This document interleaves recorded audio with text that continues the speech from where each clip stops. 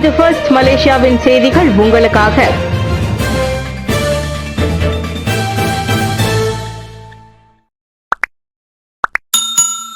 துப்பாக்கிச்சூடு நடத்தப்பட்டு சிகரெட் கடத்தல் முறியடிப்பு. கடந்த வியாழக்கிழமை கிளந்தான் பாசிர் மாசில் 1 டன் லாரி ஒன்றின் வழி மேற்கொள்ளப்பட்ட சிகரெட்டுகள் கடத்தும் முயற்சியை முறியடிக்கும் வகையில் அரசு மலேசிய சுங்கத்துறை ஜேகேடிஎம் உறுப்பினர்கள் அதனை நோக்கி 3 முறை துப்பாக்கிச்சூடு நடத்தினர்.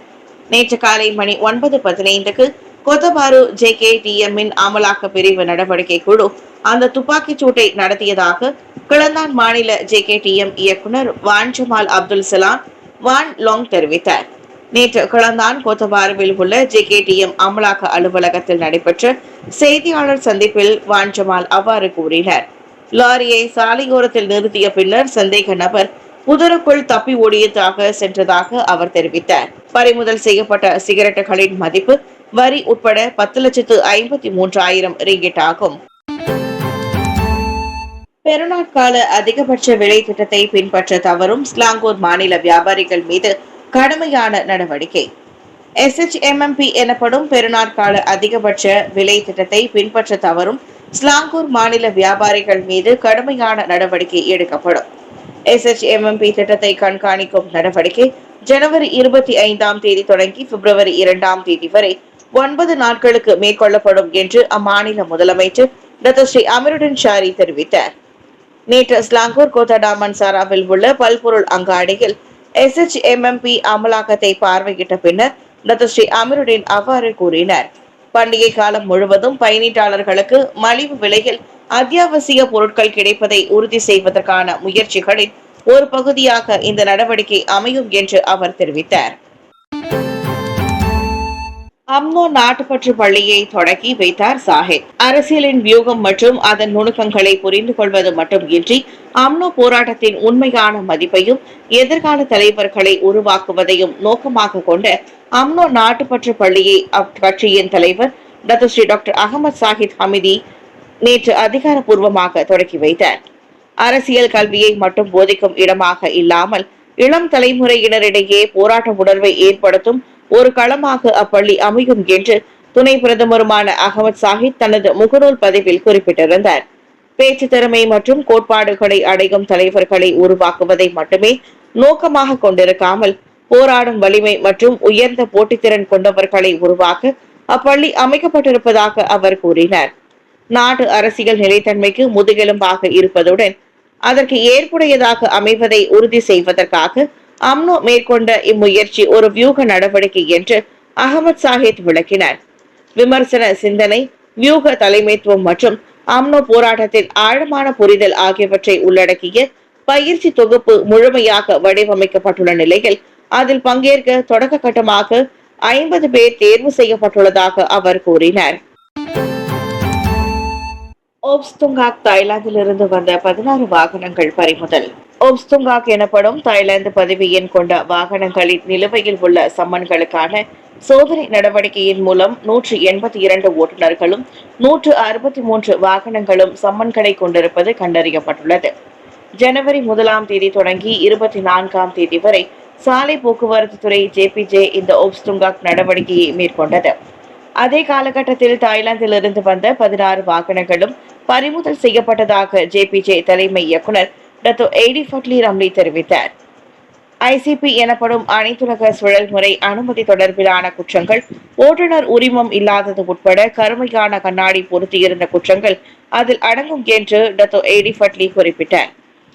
கடந்த ஜனவரி 24ஆம் தேதி வரை 2010 ஓட்டுநர்களையும் 1811 வாகனங்களையும் JPJ சோதனையிட்டது. அந்த எண்ணிக்கையில் 182 ஓட்டுநர்களும் 163 வாகனங்களும் சம்மன்களை நிலுவையில் வைத்திருந்தனர் என்றார் அவர். 1987ஆம் ஆண்டு சாலை போக்குவரத்து சட்டத்தின் கீழ் குற்றம் புரிந்த தாய்லாந்திலிருந்து வந்த ஓட்டுநர்கள் மற்றும் வாகன உரிமையாளர்களுக்கு 619 JPJ உட்பிரிவு P22 அறிக்கைகள் அளிக்கப்பட்ட நிலையில் 172 வாகனங்களின் மீது மேல் நடவடிக்கை மேற்கொள்ளப்பட்டது. அக்காலகட்டம் முழுவதும் நிலுவையில் இருந்த 332 சம்மன்களின் மூலம் 4,25,104 ரிங்கிட் வசூலிக்கப்பட்டதாக ஏடி ஃபட்லி கூறினார். பள்ளி இடைநிற்றலை களைய அரசு சாரா அமைப்புகள் உதவ வேண்டும். பிள்ளைகளின் பள்ளி தயார் நிலை தேவைகளில் பெற்றோரின் சுமையை குறைக்கும் வகையில் உதவிக்கரம் நீட்டும்படி தனியார் நிறுவனங்களும் அரசு சாரா அமைப்புகளும் கேட்டுக் கொள்ளப்படுகின்றன.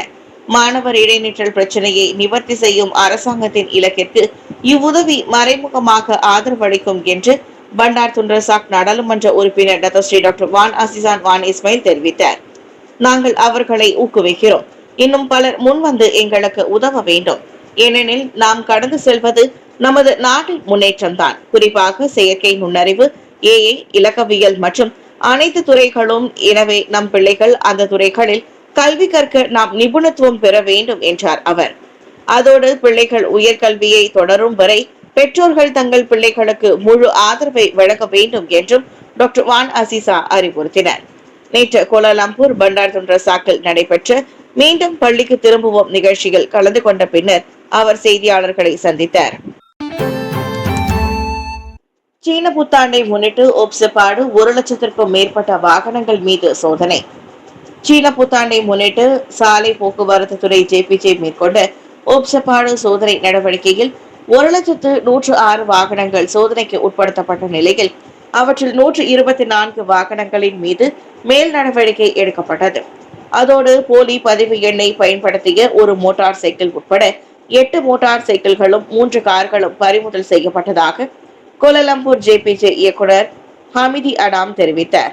ஓட்டுநர் உரிமம் இல்லாத 103 குற்றங்கள், சாலை வரி இல்லாத 70 குற்றங்கள், காப்புறுதி இல்லாத 58 குற்றங்கள், நிர்ணயிக்கப்பட்ட நிபந்தனைக்கு உட்படாத வாகன பதிவு எண் பொருந்தியது 18 குற்றங்கள், வாகனத்தை மாற்றியமைத்த ஒரு குற்றம் மற்றும் வலது இடதுபுற கண்ணாடி இல்லாத ஒரு குற்றம் ஆகியவற்றை தங்கள் தரப்பு கண்டறிந்ததாக ஹமிதி அடாம் கூறினார்.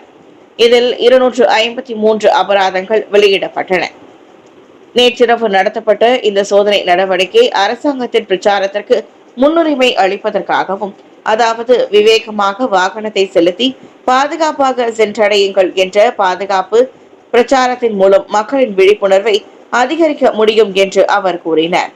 இதனிடையே இதே சோதனை நடவடிக்கையின் மூலம் இந்தோனேஷியா மற்றும் வங்காளதேசத்தை சேர்ந்த சட்டவிரோத குடியேறிகள் என்பரை மலேசிய குடிநுழைவுத்துறை கைது செய்ததாக அவர் குறிப்பிட்டார். மலேசிய சீன உறவு கலாச்சாரம் நாகரிகத்திற்கான பரஸ்பர புரிதலை உள்ளடக்கியது. மலேசியாவுக்கும் சீனாவுக்கும் இடையிலான உறவுகள் வர்த்தகம் மற்றும் முதலீடு மட்டும் சார்ந்து இல்லாமல் இரு நாடுகளின் கலாச்சாரம் மற்றும் நாகரிகத்திற்கான பரஸ்பர புரிதலையும் மரியாதையையும் உள்ளடக்கியுள்ளது. இவ்விரு நாடுகளுக்கும் இடையிலான உறவு பொருளாதார ஒத்துழைப்புடன் மேலும் வலுப்படுத்தப்பட வேண்டும் என்று பிரதமர் ஸ்ரீ அன்வார் இப்ராஹிம் கூறினார். ஷி ஜின்பிங் உடனான எனது கலந்துரையாடலை நான் நினைவில் கொண்டுள்ளேன். பொருளாதார உறவுகள், வர்த்தகம் மற்றும் முதலீடு மட்டுமல்லாமல் அமைதியை பாதுகாப்பதற்கான அவசியம் மற்றும் நம்பிக்கை அடிப்படையிலான நட்பை வலுப்படுத்துவதையும் நாங்கள் பரிமாறிக்கொண்டோம் என்று அவர் கூறினார். 2025 சீன புத்தாண்டு கொண்டாட்ட நிகழ்ச்சியில் பிரதமர் ஸ்ரீ அன்வார் இப்ராஹிம் அவ்வாறு கூறினார். மலேசிய சுற்றுலா, கலை மற்றும் பண்பாட்டு அமைச்சுடன் சீனாவின் பன்னாட்டு சுற்றுலா அமைச்சும் இணைந்து சனிக்கிழமை இரவு கோலாலம்பூரில் சீன புத்தாண்டு கொண்டாட்ட நிகழ்ச்சியை ஏற்பாடு செய்திருந்தன. சீனாவில் வசந்த கால விழாவாக அழைக்கப்படும் சீன புத்தாண்டு கொண்டாட்டம் மலேசியாவில் உள்ள பன்முக கலாச்சார சமூகத்தின் ஒற்றுமைக்கு சான்றாகும் என்றும் பிரதமர் தெரிவித்தார். சீன புத்தாண்டின் பிரபலமான ஹுயி பகுல் பலகாரம். சீன புத்தாண்டு பண்டிகையின் போது விற்கப்படும் பலகாரங்களில் குவே பாகுல் பிரபலமான ஒன்றாகும். சீனர்களின் பாரம்பரிய பலகாரமான இதனை 40 ஆண்டுகளுக்கு மேலாக தயாரித்து விற்பனை செய்து வருகிறார் கிளந்தான் கோலக்கராய் பகுதியை சேர்ந்த லீ லேகிம். அவ்வட்டாரத்தில் மேக் ஆ சாய் என்று அறியப்படும் அந்த முதியவர் தமது 75 வயதிலும் தள்ளாடாமல் ஊக்கத்தோடு பாரம்பரிய தொழிலில் ஈடுபட்டு வருகின்றார். 15 வயது தொடக்கத்திலேயே மேக் ஆ சாய் தமது வீட்டிலிருந்து இந்த குவே பாகுல் பலகாரத்தை செய்வதற்கு கற்றுக்கொண்டிருக்கிறார். அதனை ஆர்வத்தோடு கற்றுக்கொண்டது மட்டுமல்லாமல் அப்பலகாரம் செய்வதற்கான முறையான செயல்முறையையும் அவர் கற்று தேர்ந்துள்ளார். ஆனால் இது செய்வது குவே பாகுல் எளிமையானது அல்ல, அதிக கஷ்டம். ஆனால் அதனை செய்யாமல் இருக்க முடியாது. பல ஆண்டுகள் செய்து வருகிறேன். செய்யாமல் போனால் தேடுவார்கள். என்னால் முடிந்தால் அதை செய்வேன், செய்ய முடியவில்லை என்றால் இயலாது. காரணம், அதற்கு அதிக வேலை உள்ளது. 13, 14, 15 மணி நேரம் அதை வேக வைக்க வேண்டும் என்றார் அவர்.